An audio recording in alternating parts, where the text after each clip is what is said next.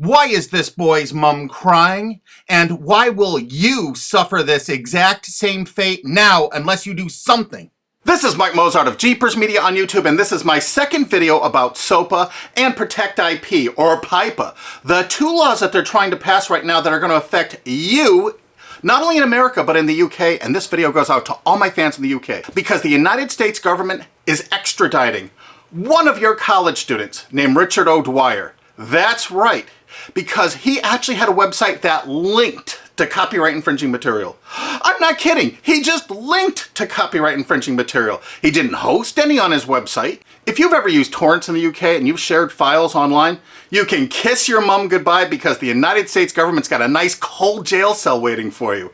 That's right, because they're going to extradite you, fly you to the United States, and they're going to imprison you for years. They're going to start doing this to hundreds, thousands of people in the UK. We got prisons we're building here to hold you all. Do you know the United States imprisons a greater proportion of its population than any other country on earth? Do you know that the country that imprisons the next greatest proportion is Russia? You know how tough Russia is? We actually imprison 20% more of our population than Russia. We are #1 in the world at imprisoning our population. And we want to start imprisoning the UK population. We got to grow those numbers. Look how our numbers have grown in the last few years. Why would our numbers jump so exponentially? Why would our numbers jump so? Does that look like we're becoming a police state? And billionaire Alki David has offered to pay the legal expenses of Richard O'Dwyer once he lands in the United States for the best legal representation money can buy. Mike, in the case of Richard, I will support all legal costs that will bring his case to the forefront, to highlight the hypocrisy of big media companies such as CBS, who have almost single-handedly created the phenomena of copyright infringement through illegal file sharing. Illegal file sharing is abhorrent. It is not acceptable to steal copyrighted material. In the case of Richard, I don't know whether he's guilty or not. But the fact that he's being brought to America on extradition for copyright infringement, supported by large media companies who are almost solely responsible for the creation of this phenomena of copyright infringement through illegal file sharing, is disgusting. It is hypocritical and unacceptable. I support Richard in his fight against the big media hypocrisy. Thanks. We're going to make certain that his expenses are paid for the finest legal representation the United States can offer on principle. And what is that principle? This case is going to bring out the fact that the copyright infringement online was caused by the CNET division of CBS. It was caused by NBC. It was caused by ABC distributing the software through ESPN and Go.com. And it was caused only by the big media companies themselves. All right, that's the only place you could get that software. Why did they all distribute that software? Why were they virtually the exclusive distributors of that software? And why did they promote it for copyright infringement? Okay, CBS television fostered it, encouraged it, and distributed all that file sharing software through a site they own called CNET. CNET has an office in the UK. That's right, one of the largest overseas offices is in the UK. Well, they committed a lot of online piracy. Take a look at these examples here. What? CNET and CBS substantially promoted Pirate Bay? And look at this. Last.fm, a UK company owned by CBS Television in the United States. Why did they make a deal with Pirate Bay to distribute their widgets? CBS was very enthusiastic with their deal about Pirate Bay. And CBS made this deal with Pirate Bay immediately after purchasing Last.fm. Immediately, they didn't even wait. Pirate Bay isn't even legal in the United States, and they threw their full support behind it. This is one of the widgets. They're endorsing Pirate Bay. And oddly enough, CNET division of CBS actually considered Last.fm to be spyware. Were they using these widgets to actually spy on Pirate Bay to take them down? It seems possible, since it was widely reported about that time period that CBS was turning over user data to the RIAA from Last.fm. Or maybe it was just because CBS was actually distributing and promoting one of their new shows called Pirate Master in 2008. This is reported by Torrent Freak. And they actually had links right to torrents to download the show. And this is on CBS's own website. Of course, this is one of CNET CBS's proud offerings, the Pirate Bay Search Download. This allowed you to actually cruise all the popular sites without actually going there, so you could download tons of pirated media illegally. They even say that in this download. Of course, it's downloaded right from CNET's own servers. Even though CNET was offering this in 2010, they've taken it down because we squealed. But look how it came up in Google searches.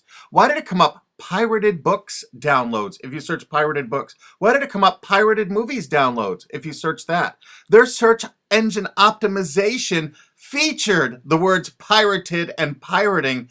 Of course, the CBS CNET staff couldn't write enough glowing articles and reviews about how much they loved Pirate Bay, how much terrific material was there, all for the taking. Notice the editor's 4-star review and the coveted, we recommend this add-on to all users. Look at this, they had LimeWire. Of course, Sumner Redstone had every reason to distribute as much LimeWire as possible, seeing he was profiting from the distribution of LimeWire by selling Viacom's Comedy Central material through LimeWire. Kazaa? 326 million downloads. Morpheus? Over 125 million downloads with the help of all their co-branded partners, Microsoft, AOL Time Warner, BitTorrent? It goes on and on and on. CNET CBS wanted you to download pirated media so badly, they offered downloads specifically to cover your digital tracks, reviewed by their editors, and distributed through all their co-branded partners. Look at the freaking date this was added to CBS CNET. And ZapShares was perfect to use if you were using LimeWire to download Lady Gaga songs, like the editors showed you in this screen capture. And do you know who heads up that company?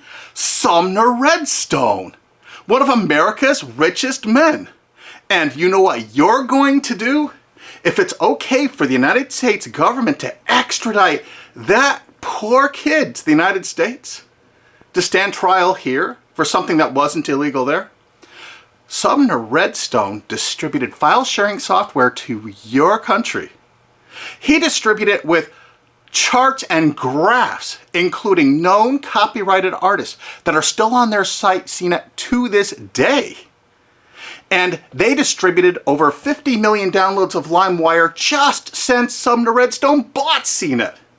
So what you're going to do is, you're going to demand that your government in the UK extradite Sumner Redstone to the UK to stand trial for copyright infringement. That's right. You are going to demand it. You are going to write every single person in the UK. Because why should an American multi-billionaire be above the law? Hey, they can extradite one of your mates, some chap from England, over to the United States to sit in a prison for 5 or 10 years. Let's go after who really caused the copyright infringement. Let's go after the big media companies that actually distributed this software. I bet you didn't know who invested tens of millions of dollars in BitTorrent. SL partners, Paul G. Allen, Bill Gates, Microsoft. How come they're not in prison? They should be. Why, Sumner Redstone's company Viacom, in their sworn statement of undisputed facts from Viacom versus YouTube, stated as fact notorious pirate sites like Napster, Kazaa, and BitTorrent. Hey, I thought it was a piracy site. How come in 2008 all of these big media companies in the United States had content distribution deals with BitTorrent? You had a sworn statement in court they were a piracy site, Sumner Redstone. Why is your Paramount Pictures and MTV networks there?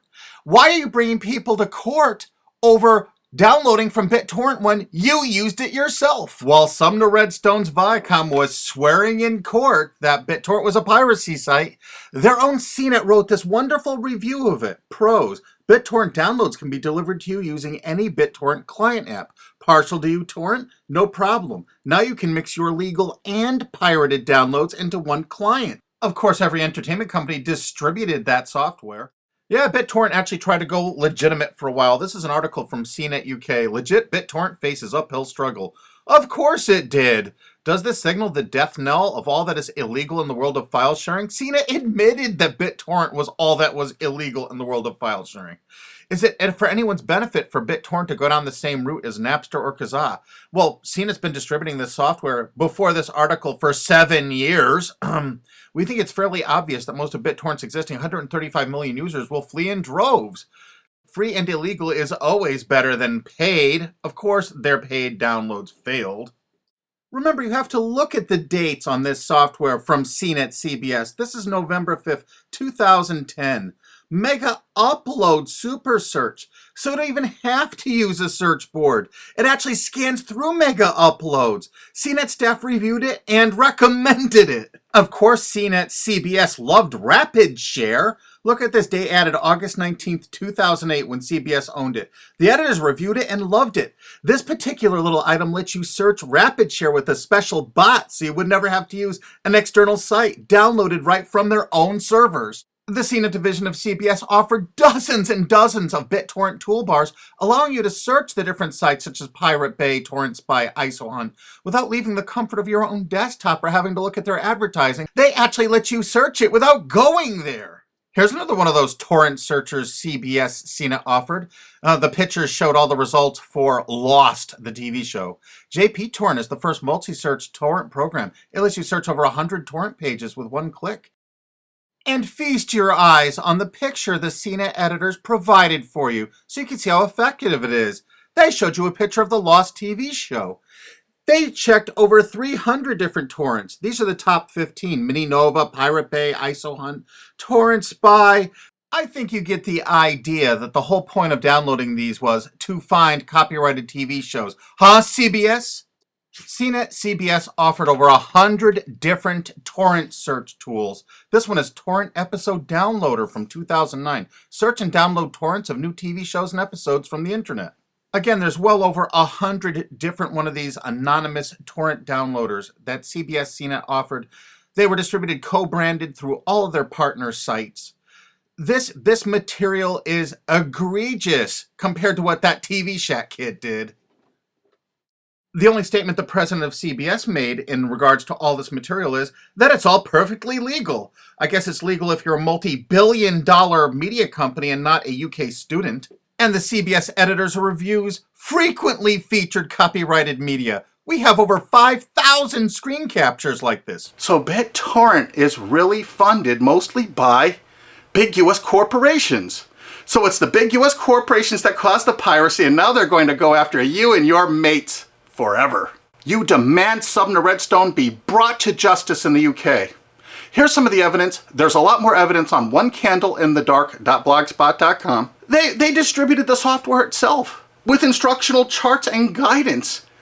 We're using copyright infringing materials to show you how easy it is to do, to encourage you to do it. And now they're going to arrest you for actually doing it. Isn't it great? That's the American way. And you're not going to sit by for that. Heck no.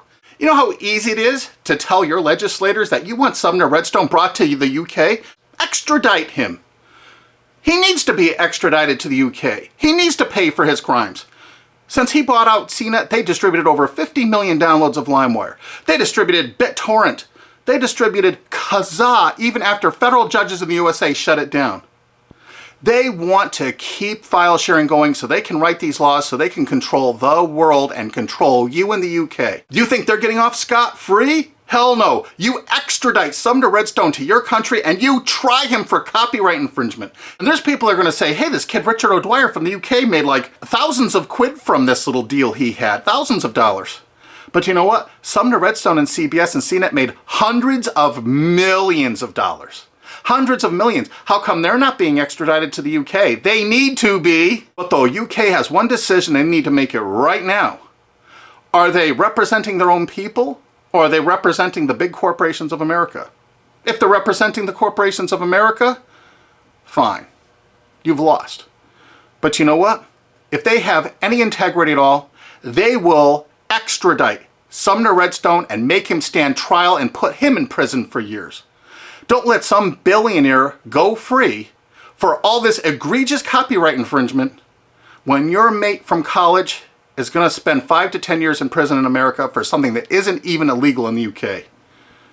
That's just sick. I mean, really sick. And you share this video with every single friend you have. You send it on Twitter, you put it on Facebook, you download this, you re-upload this video all over the internet. You make certain the world sees this video.